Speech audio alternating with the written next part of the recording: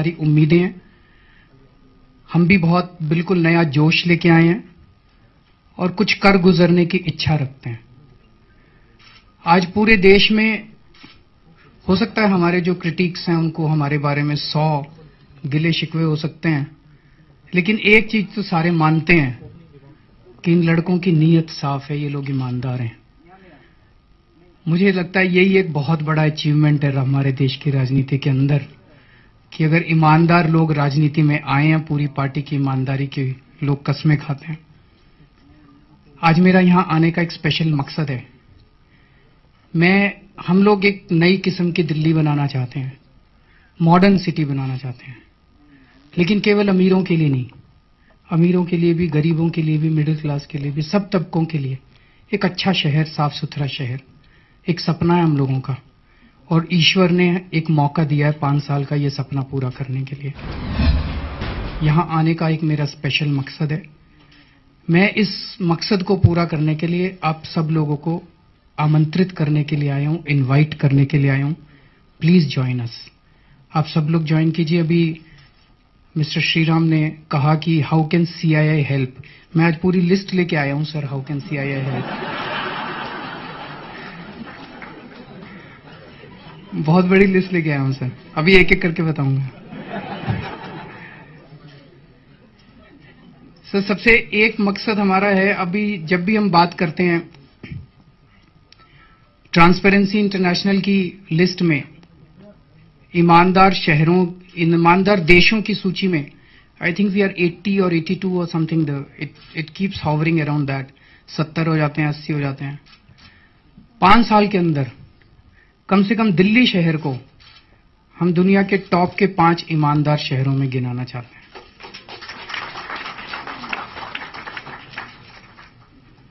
और दूसरा सर, ये ईज ऑफ डूइंग बिजनेस बड़ा अच्छा, इट्स अ कैच फ्रेज, बड़ा सुनने में बड़ा अच्छा लगता है और सारे नेता चुनाव के पहले इसका इस्तेमाल करते हैं और चुनाव के बाद भूल जाते हैं। इसमें 49 दिन की सरकार में हम लोगों ने कई स्टेप्स उठाए थे। 49 दिन तो कुछ भी नहीं होते। 49 दिन की सरकार में मेरे पास ट्रेडर्स एसोसिएशंस आती थी। अब फ्रैंकली मैं इनकम टैक्स में तो था, इनकम टैक्स तो फिर भी थोड़ा बहुत समझ लेता हूं, वैट मुझे ज्यादा समझ नहीं आता।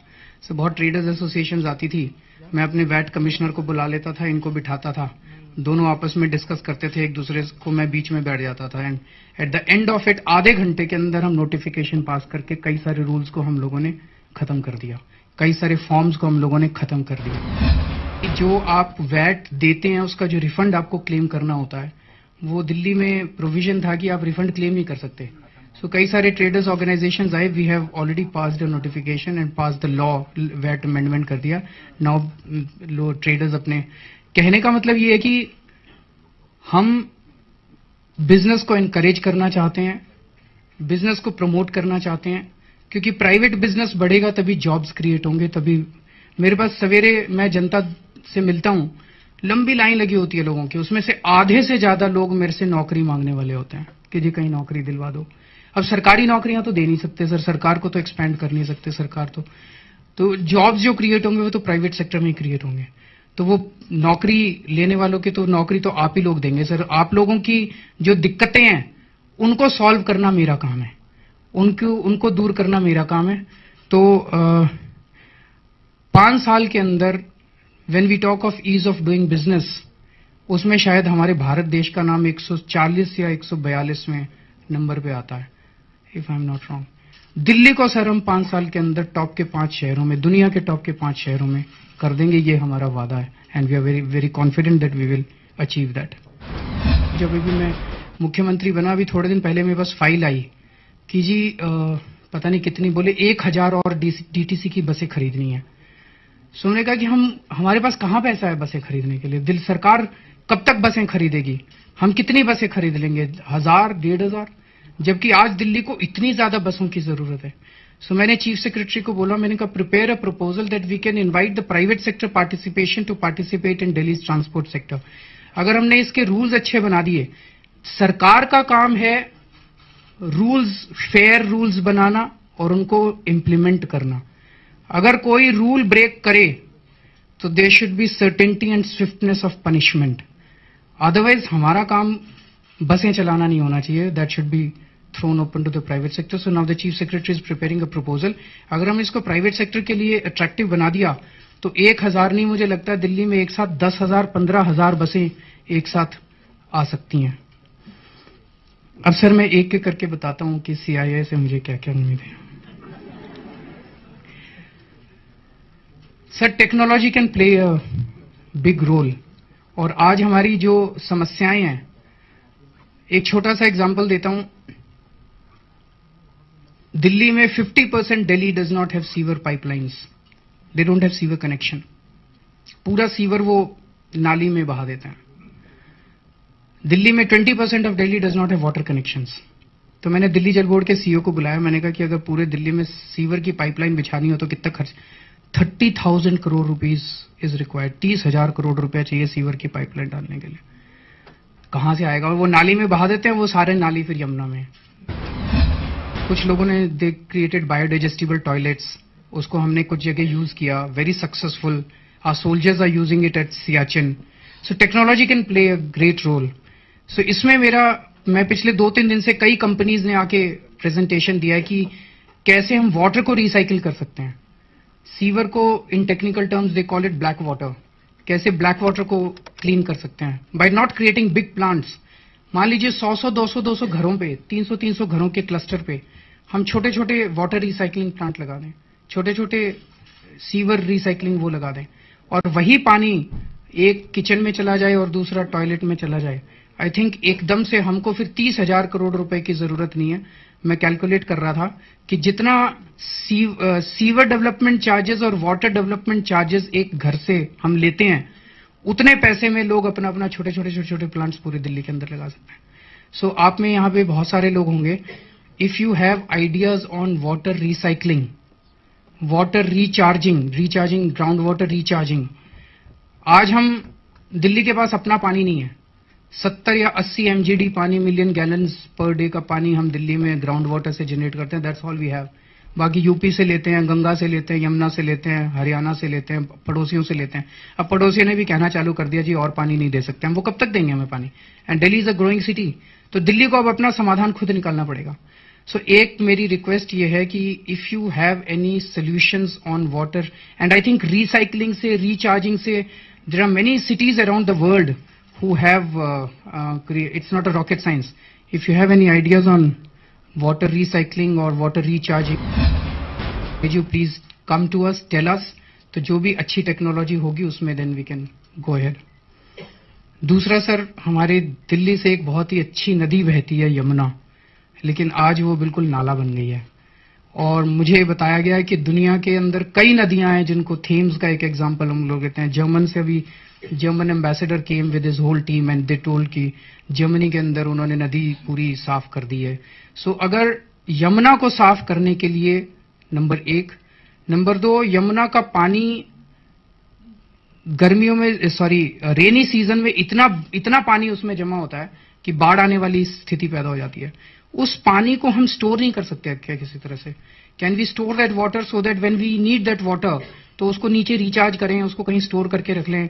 छोटी छोटी लेक्स बना दें यमुना के दोनों किनारों पे, that the river becomes beautiful and then we can also use that water subsequently. So there, if you have any ideas, please tell us. तीसरा, pollution has become such a big problem all over Delhi. If you have any ideas on what steps need to be taken on that, you are most welcome. Solid waste management. Solid waste management is again not a rocket science. Can someone or at CII take the responsibility of studying how some of the developed countries are handling their solid waste?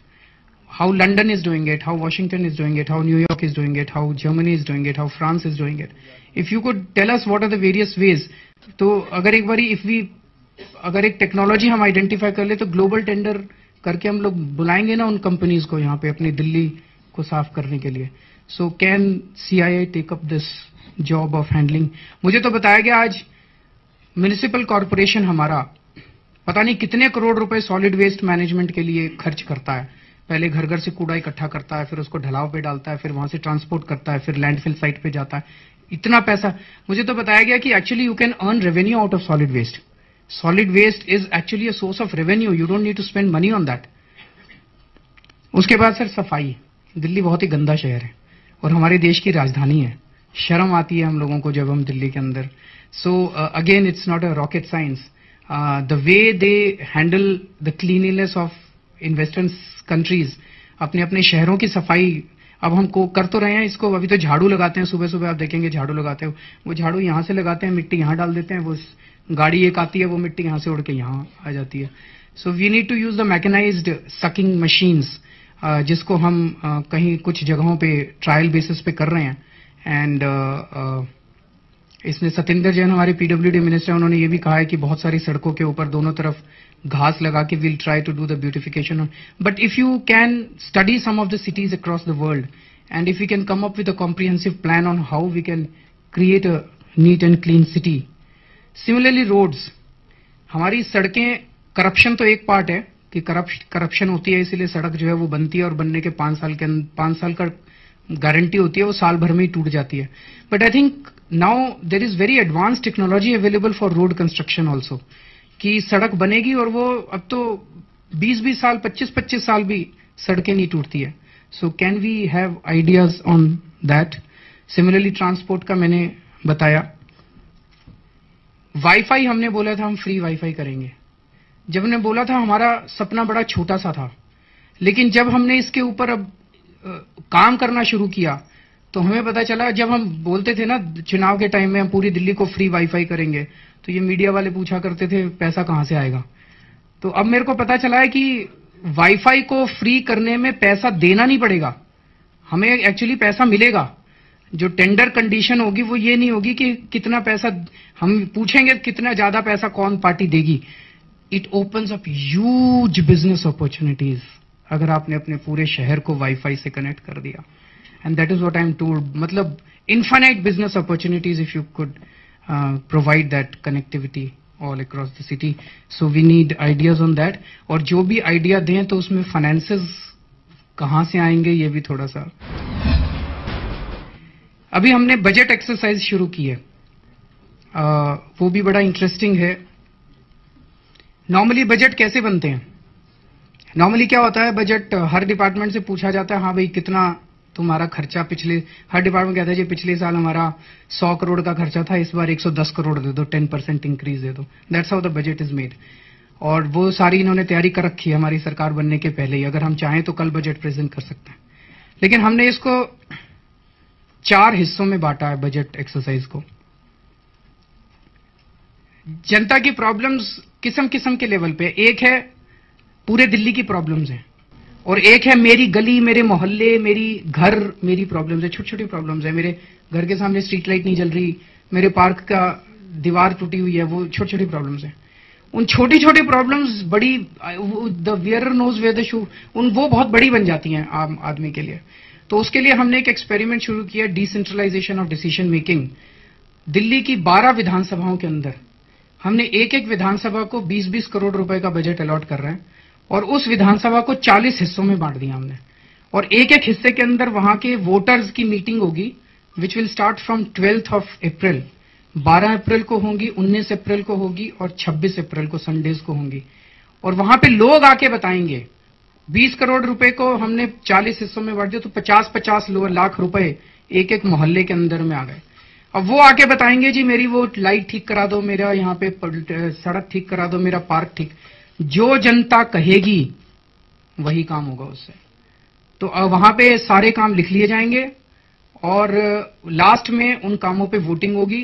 जिस वो काम को ज्यादा vote पड़ेंगे वो काम पहले होगा, जिस काम को, तो अगर 50 लाख रुपए में सारे हो गए तो सारे काम हो जाएंगे, 50 लाख रुपए से ज्यादा होंगे तो बाकी काम अगले साल होंगे। So this is we are planning in 12 constituencies.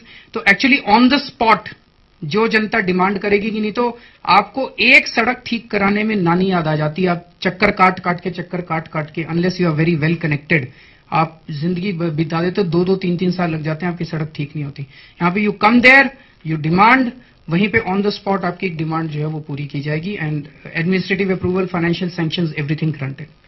दूसरी एक्सरसाइज हम परसों से शुरू कर रहे हैं. Every day I am going to take a presentation from 3 departments. So there will be roughly 70 or 80 odd departments who will make presentations. In presentations के अंदर हर डिपार्टमेंट को आके बताना है. आपको ये जान के ताज्जुब होगा, वो एक स्कीम है हम लोगों की लोन देने की.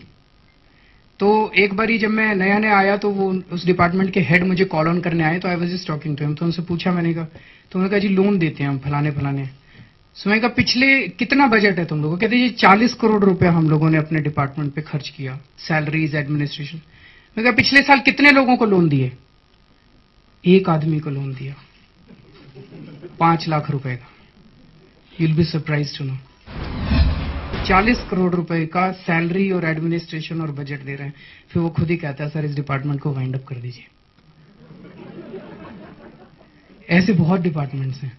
सो परसों से मैं एक एक डिपार्टमेंट की प्रेजेंटेशन ले रहा हूं and they have to come and justify why they should exist. अच्छे डिपार्टमेंट्स भी हैं, मैं ये नहीं कह रहा. और हर डिपार्टमेंट वालों को आके बताना पड़ेगा कि उनके क्या क्या प्रोजेक्ट्स चल रहे हैं, कौन कौन सी स्कीम्स चल रही हैं. उसमें से हो सकता है कई सारी स्कीम्स हम खत्म कर दें.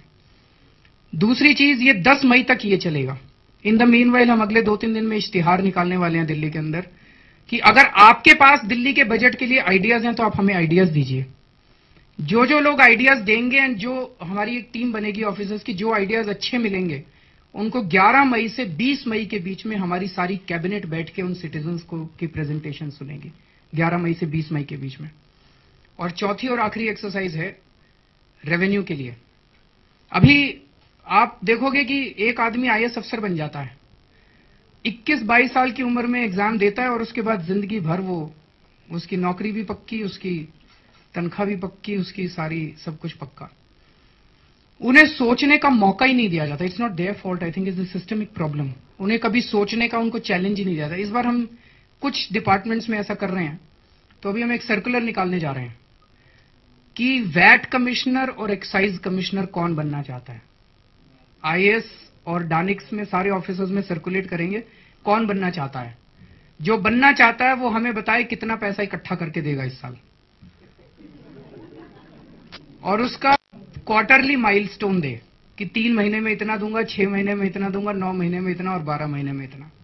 और उसका पूरा ब्लूप्रिंट दे कि कैसे इकट्ठा करेंगे, पॉलिसी लेवल क्या चेंजेस करेंगे, टैक्स इवेजन को कैसे रोकेंगे, ये कैसे, पूरा ब्लूप्रिंट दे. और वो ब्लूप्रिंट अचीव करने के लिए उससे हमसे क्या चाहिए. Does he need any additional financial support, does he need any additional powers, does he need man power, उसे हमसे क्या चाहिए हम वो देंगे. इससे क्या होगा, 2 चीजें होंगी. एक तो खूब सारे आइडियाज आएंगे सारी ब्यूरोक्रेसी से, मेनी पीपल विल अप्लाई. सो उनसे आइडियाज आएंगे. उन आइडियाज को हम सबको कंपाइल करके जो भी फाइनली प्रेजेंटेशन में जिसको भी फाइनली वो जॉब मिलेगा उसको हम ये कह रहे हैं कि आपकी 3-3 महीने में हम आपकी वो लेंगे, अप्रेजल लेंगे. और अगर आपने अपने टारगेट्स मीट कर लिए, 1 साल तक आपकी नौकरी पक्की, आपको ट्रांसफर नहीं किया जाएगा. There will be no political interference in your work. You will be given 1 years time. और 1 साल के बाद अगर आपने अपने टारगेट अचीव कर लिए तो we are keeping a very hefty sum which will be given to him every month as a performance allowance for the next 1 year. आप एक नंबर में पैसा कमाइए ना, आप 2 नंबर में पैसा क्यों कमाते हैं. We will give him performance allowance. जो जिनको वो कहेगा ये मेरे कर्मचारी थे जिन्होंने अच्छा काम किया, उनको भी परफॉर्मेंस अलाउंस हम देंगे. सो ये हमारी, so by first week of June we plan to present the budget. अब एक छोटी सी, आप लोग सब लोग कंपनियों के, बड़ी बड़ी कंपनियों के मालिक हैं और अभी सरकार ने कंपलसरी किया है सीएसआर 2% सीएसआर आपको देना होता है. तो हम दिल्ली में बहुत सारे नए स्कूल्स खोलना चाहते हैं. और एक तो एग्जिस्टिंग स्कूल्स हैं सर, एग्जिस्टिंग सरकारी स्कूल हैं. उन सरकारी स्कूलों की हालत बहुत ज्यादा खराब है. In the first phase we are planning to create 100 schools as model schools, जिसको हम आपको दिखाएंगे कि ऐसे प्राइवेट स्कूल से भी बेहतर करके दिखाएंगे हम सरकारी स्कूलों को. और ढेर सारे नए स्कूल बनाने हैं. उसी तरह से हमें ढेर सारे नए हॉस्पिटल बनाने हैं. इन स्कूल्स और हॉस्पिटल्स के लिए हम चाहते हैं कि आप जितना अपना सीएसआर का फंड हमें दिल्ली सरकार को दे सकें उतना अच्छा है. मैं एक ही बात आपको एश्योर करना चाहता हूं कि जितना भी पैसा आप दोगे वो पैसा आपका चोरी नहीं होने दूंगा. मैं एक एक पैसा आपका स्कूल या अस्पताल में जाएगा जिसके लिए भी आप पैसा दोगे. इनफैक्ट आज ही मैं बात कर रहा था अपने फाइनेंस सेक्रेटरी, चीफ सेक्रेटरी और इनके साथ। मैंने कहा भाई किसी भी प्रोजेक्ट में रिश्वत का कितना कंपोनेंट होता है, कितना परसेंटेज होता है? तो कहते हैं सर हमें तो पता नहीं। मैंने कहा भाई 15%, 20%। मैंने एमसीडी में तो म्युनिसिपल कॉर्पोरेशन में मैंने सुना है 50% होता है। तो मैंने कहा भाई अब मैं तो पैसे लेता नहीं, मंत्री भी नहीं लेते। मैंने कहा आप लोग भी नहीं लेते होंगे? कहते हैं हाँ सर हम भी नहीं लेते। तो मैंने कहा देखो इतना परसेंटेज तो बच गया, तो अब हमारे दिल्ली में प्रोजेक्ट्स की कॉस्ट इतनी तो कम होनी चाहिए, 15%, 20% कॉस्ट तो डाउन आनी चाहिए। तो वो कहते हैं हाँ सर आनी चाहिए। तो मैं आप लोगों को कहना चाहता हूं आप दिल्ली में इन्वेस्ट कीजिए, दिल्ली में आप प्रोजेक्ट्स कीजिए। अगर आपको किसी भी तरह से कहीं कोई पैसे मांगे तो आप मेरे पास आ जाना, आपकी पेमेंट में बिना पैसे के करवाने की जिम्मेदारी मैं लेता हूं। Thank you so much.